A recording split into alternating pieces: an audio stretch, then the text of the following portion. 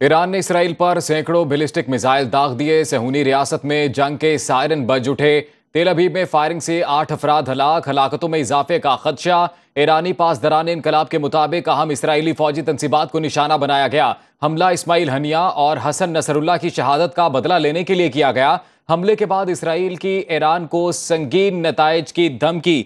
इसी से मुतल्लिक मजीद बात करते हैं। सईद मोहम्मद अली हमारे साथ मौजूद हैं। मोहम्मद अली साहब, बहुत शुक्रिया आपके वक्त का। सर, क्या कहेंगे आप इस हवाले से? ईरान की जानिब से एक बड़ा हमला किया गया इसराइल पे। देखिए, मैं समझता हूं कि पिछले 24 घंटे के जो वाकयात हैं वो बड़े अहम हैं, क्योंकि जो जंग पिछले साल गजा से 7 अक्टूबर को शुरू हुई थी वो ऑलरेडी आप यूं समझें कि 5 महाजों पे फैल चुकी है, और गजा तो यूं समझें कि अब पसे पुश चला गया है। कल रात को आपने देखा कि जमीनी हमला शुरू किया लबनान के खिलाफ इसराइली जमीनी फौज ने। फिर उसके बाद आप देखें कि जो इसराइल की फजाइया है उसने हुसियों के खिलाफ यमन में बमबारी की, और उसके जवाब में यमन ने अमरीकी बहरी जहाज़ों को निशाना बनाने की कोशिश की। जबकि तीसरा जो महाज है वो कल रात ही को जो इसराइली फजाइया हैं उन्होंने बहुत बड़े पैमाने पे शाम के अंदर बमबारी की उन ठिकानों के ऊपर जिनसे मुमकिना तौर पे उनके ख्याल में हिजबुल्लाह को दिफाई कुमक और मदद पहुंच रही थी। और उसके बाद इराक के अंदर जो अमरीकी बेसिस हैं उनको बाज तंजीमों ने ड्रोन्स के जरिए से शाम और इराक के अंदर निशाना बनाया। तो अगर आप फिलिस्तीन का हिस्सा समझते हैं गजा को, तो आप देखें यमन, इराक, शाम और जो लबनान, यानी कि 4 और महाज खुल चुके हैं। अब ये जो आज बराह रास्त कार्रवाई हमले की सूरत में ईरान ने इसराइल के खिलाफ की है, ये समझें कि ये एक उसका छठा पहलू है, और ये इससे ही इस ईरान की ये हिकमत अमली नजर आती है कि उन्होंने जानबूझ के, जब इस्माइल हानिया को शहीद किया गया तो उन्होंने उस वक्त का चुनाव किया जबकि जंग जो है वो कम से कम 5 महाजों पे फैल जाए, और अमेरिका और इसराइल की जो दिफाई कुव्वत है वो कम से कम 5 मुल्कों की तरफ मरकूज हो जाए, मुंतशिर हो जाए, फिर वो जंग का आगाज करें, ताकि ये तमाम तर इसराइली और अमेरिकी जो अफवाज हैं और दिफाई कुव्वत है वो ईरान के ऊपर मुज्तमा होकर कॉन्सेंट्रेट ना कर बोला सके। कि ईरान की जानिब से इंतजार किया गया। जब इस्माइल हनिया को शहीद किया गया तो उसके फौरी बाद उन्होंने जवाब नहीं दिया, बल्कि उस मौके का इंतजार किया गया कि जब अमेरिका और इसराइल मुतादिद महाजों में जो है वो मसरूफ रहे। तो अभी आपको क्या लगता है कि ये एक कामयाब स्ट्रैटेजी रही ईरान की? देखिए, अभी तो जंग शुरू हुई है।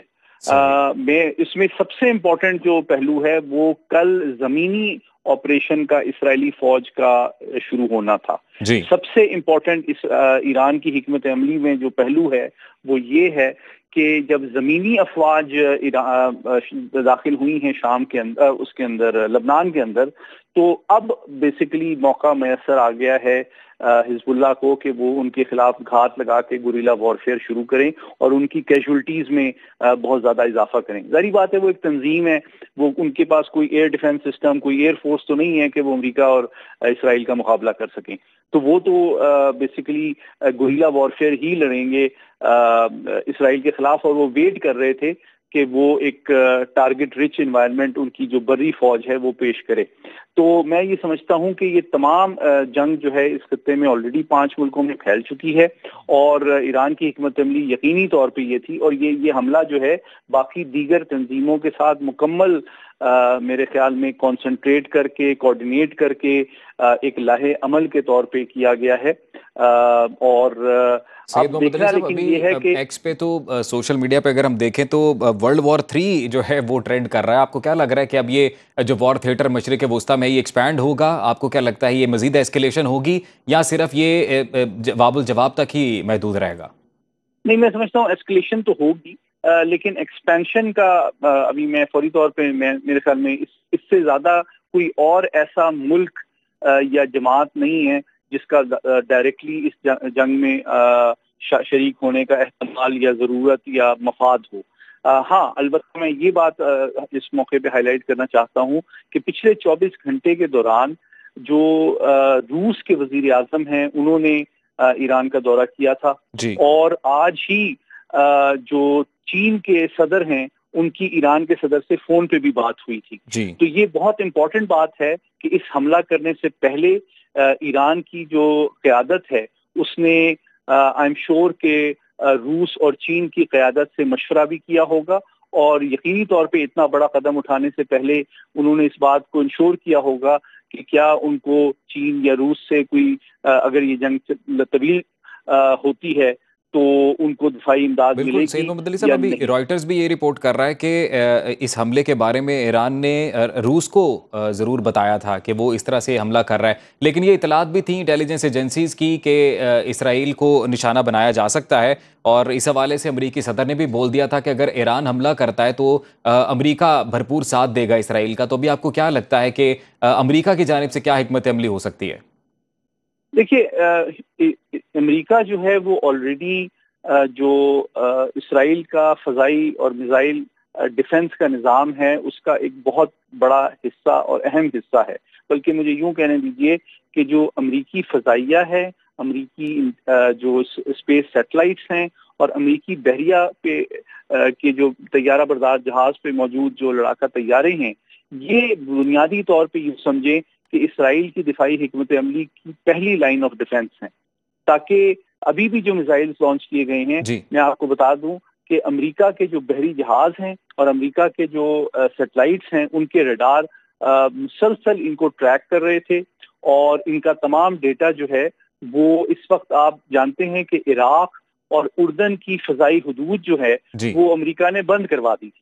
اور کیوں بند کروا دی تھی؟ وہ اس لیے بند کروا دی تھی کہ امریکہ اور اسرائیل کے جو لڑاکا طیارے ہیں وہ ان کی فضائی حدود کو استعمال کر سکیں ان میزائلوں کو نشانہ بنانے کی. ٹھیک. اور سید محمد اس علی میں صاحب، کوئی یہ بھی بتائیے گا سر، جاتے جاتے ایک سوال وہ یہ کہ پوری دنیا کے لیے کانسیکوینسز کیا ہو سکتے ہیں، کیونکہ ابھی رائٹرز ہی رپورٹ کر رہا ہے کہ جو تیل کی قیمتیں ہیں وہ 4% بڑھ گئی ہیں اس حملے کے بعد. اچھا، یہ دو دلچسپ پہلو ہیں اس کے. ایک بات یہ ہے کہ دیکھیں، ایران، سعودی عرب، متحدہ عرب امارات، یہ تمام ممالک آئل ایکسپورٹنگ کنٹریز ہیں.